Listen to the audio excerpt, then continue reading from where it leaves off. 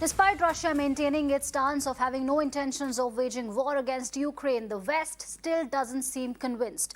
The US has warned Russia of unprecedented sanctions if Russia invades Ukraine. Vice President Kamala Harris, as well as Secretary of State Antony Blinken, reiterated that Russia will face massive consequences if it chooses to invade its neighbor. In fact, US President Joe Biden has said that he has reason to believe that Russia will invade Ukraine in the coming days.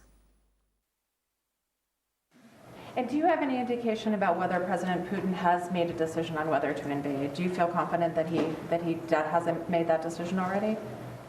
As of this moment, I'm convinced he's made the decision. We have reason to believe that. I don't think he is remotely contemplating using nuclear weapons, but I do think I think he is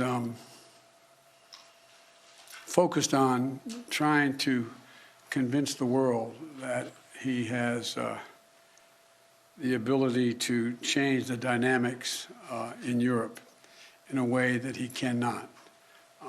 But I don't, how much of it is a cover for just saying we're just doing exercises and there's more than that, I just can't, it's hard to read his mind.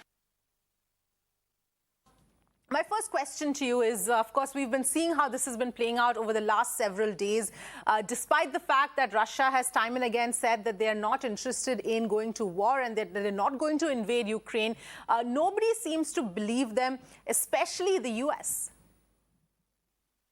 Well, it seems to me that the US is keen to create a situation where Putin's hands are forced. It's a psychological war that is going on by both sides.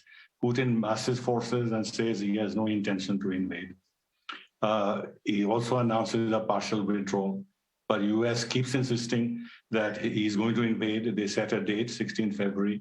It didn't happen. And now they say it is imminent.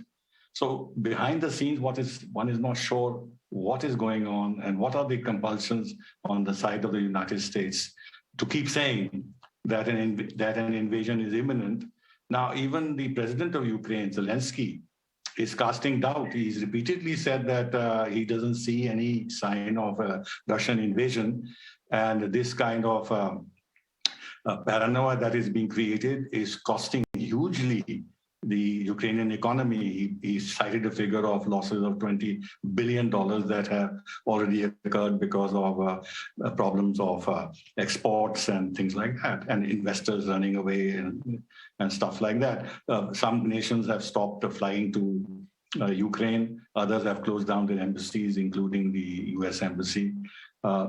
So it's a smoke and mirrors game that is going on. But I personally think, I might be wrong, that Putin will not invade Ukraine unless his hand is absolutely forced. And if he is to invade Ukraine, it doesn't mean an all-out invasion of Ukraine. He might want to protect the Luhansk and the Donetsk People's Republics who have declared their independence.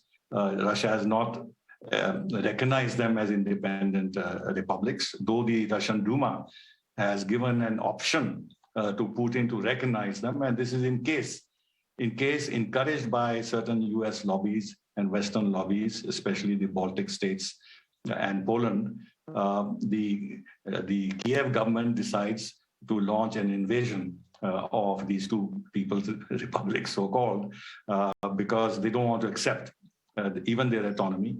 Actually, the solution to my mind is easy, it's not difficult. Sitting from afar, of course, one can say this, but theoretically, it is that there should be an agreement on the neutrality of Ukraine accepted by both sides.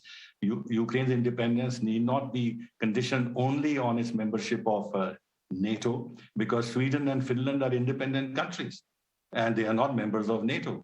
So why is it that it is very important for Ukraine to become member of NATO to protect its sovereignty and independence? So there is a bit of a flaw in the arguments that are predicted by the West. Now they say it is up to countries to choose where they want to be. Yes. But it is also for the United States and NATO to also exercise their choice to see whether the choice they exercise in accepting NATO's membership Right. is going to cause more Right. problems in the future for them. Right. So, Yes. so I think India is absolutely right in staying Neutral. aloof from this and Yes. adopting a middle of the road position, because we don't have to choose sides.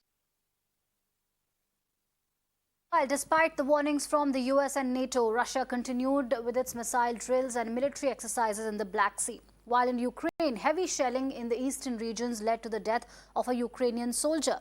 The eastern regions of Ukraine has many pro-Russian separatist groups that are involved in sporadic battles with the Ukrainian military. Ukraine has blamed Moscow for escalating the conflict by instigating internal strife. A separatist leader even claimed that his group had begun evacuating civilians from the area to Russia.